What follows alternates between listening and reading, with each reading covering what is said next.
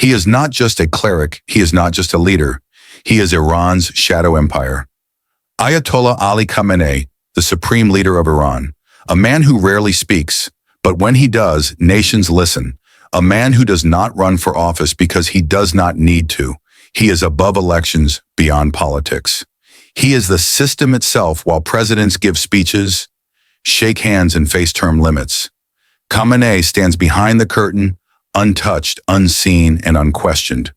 Welcome to our channel. Before we begin, subscribe and hit the bell icon, because what you are about to hear is the truth you will never see on the news. Since 1989, Khamenei has ruled Iran with absolute authority.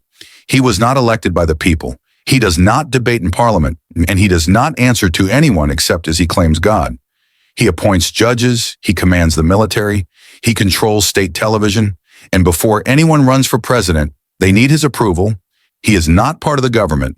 He is the government with a single word. He can silence opposition, block reforms, or launch missiles with a single silence.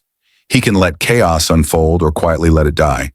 Khamenei's authority extends across every branch of power, legislative, executive, and judicial. But his real strength lies in something more subtle. Fear. No leader, no official, no general acts without considering what Khamenei wants. He is the silent hand behind every major decision. Even presidential speeches are vetted by his close aides. This is not just political control, it is spiritual domination in the name of divine leadership. Khamenei wears a black turban and simple robes. He speaks of sacrifice and modest living, but behind that image lies one of the most powerful financial machines in the Middle East. At the heart of it is Setad, a network of companies that quietly took over abandoned properties after the 1979 revolution. But today, Setad controls oil pipelines, telecom networks, banks, pharmaceutical companies, and luxury real estate in Iran and abroad. It is no longer just a holding company. It is a financial empire. And at the top sits one man, experts estimate. His empire is worth over $100 billion, but none of it is declared, none of it is taxed, and no one audits where the money goes. Setad has investments in nearly every profitable sector, but it does not function like a corporation. It does not publish annual reports. It does not have shareholders. Its only purpose is to serve the supreme leader. Insiders say its profits are used to influence elections, fund loyal clerics, and keep the security services running, all without touching a single rial from Iran's official budget. Official records say Khamenei earns a salary of a few $1,000s a month, but leaked intelligence reports say otherwise. He owns palaces, private gardens, gold reserves, and secret mansions across Tehran and Europe, hidden art collections, armored vehicles, and luxury bedrooms protected by elite guards. One of his private compounds is located on Palestine Street in central Tehran, surrounded by steel walls, surveillance drones, and elite military units. It is not a home, it is a fortress. The compound includes grand Persian gardens maintained by private landscapers, an underground library with tens of thousands of rare books, medical clinics with foreign doctors on standby helipads, and bunkers equipped for nuclear or chemical attacks, while ordinary Iranians wait in line for bread. Khamenei walks through hand-carved Persian gardens with no cameras, no questions, and no limits. Khamenei's grip on Iran does not end with him. It spreads through his family, his sons, daughters, and trusted inner circle. His son, Mojtaba, is already managing billions. Many insiders believe he is being groomed to take over as the next supreme leader. He is known to attend meetings with top generals and is already unofficially giving orders. His daughters live in luxury, owning private salons and boutique properties shielded from public view. His relatives control ministries, construction companies, and propaganda channels. The Khamenei family owns businesses in everything from agriculture to fashion. Even spiritual centers and religious endowments are used as fronts for financial operations. They do not face elections. They do not face sanctions. They do not answer to anyone. This is not a government. It is a dynasty built on silence, protected by fear.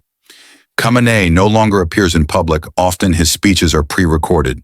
His whereabouts a mystery. According to leaks, he now lives in a high-security bunker, protected by an elite secret unit within Iran's intelligence network. Even top generals do not know his exact location. Why so much secrecy? Because foreign intelligence agencies, especially in Israel and the United States, now see him as a target. Drone strikes, surveillance missions, spy software powered by artificial intelligence. He is not just being watched, he is being tracked. Iran's top commanders and nuclear scientists have already been assassinated. In recent years, many inside Iran believe Khamenei is next. The security services have increased electronic countermeasures. All digital communication around him is triple encrypted. His guards use analog devices to avoid signal tracing, as Donald J. Trump signals a return to the presidency.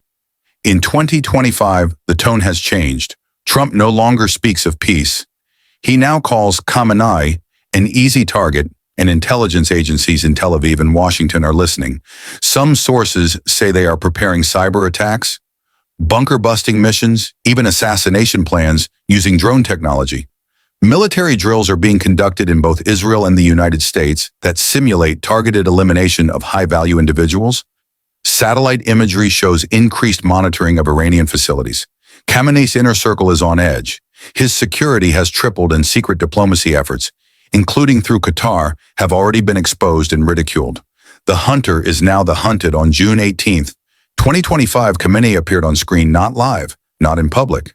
A dimly lit room, a shaking voice. This was no show of strength. It was the sign of a regime on edge. Behind the scenes, he was reportedly reaching out to allies in Europe, to neutral countries, not to make peace, but to buy time. Even talks with Saudi Arabia were secretly resumed. Envoys were sent to Oman, Qatar, and Turkey. But Western media exposed those discussions within hours. What was meant to be quiet diplomacy turned into public embarrassment.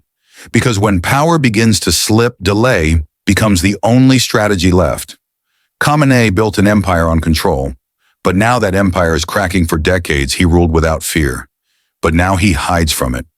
The question is not if the walls will fall. It is, when will Khamenei make one last move to protect his rule, or will history finally catch up with Iran's? Shadow King, if this story opened your eyes like this video, subscribe for more hidden truths and comment below. Can fear sustain an empire, or does every shadow eventually face the light? Until next time, stay curious, stay questioning, and never look away.